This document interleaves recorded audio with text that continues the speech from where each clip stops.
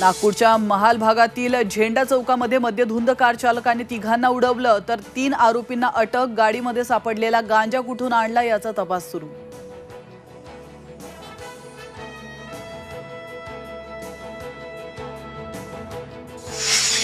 राहुल प्रियंका सोनियांनी बजावला मतदानाचा हक्क। गांधी कुटुंबाचं पहिल्यांदाच पंजाऐवजी झाडूला मतदान।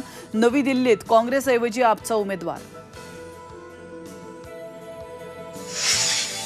बंडावेळी उद्धव ठाकरेंना फोन केला होता, मात्र उद्धव ठाकरेंनी फोन घेतला नाही। झी 24 तासच्या टू द पॉइंट मुलाखतीत बच्चू कडूंचा गौप्यस्फोट। 10वीच्या निकालाची प्रतीक्षा संपली। 27 मे रोजी 10वीचा निकाल। दुपारी 1 वाजता निकाल ऑनलाईन पाहता येणार।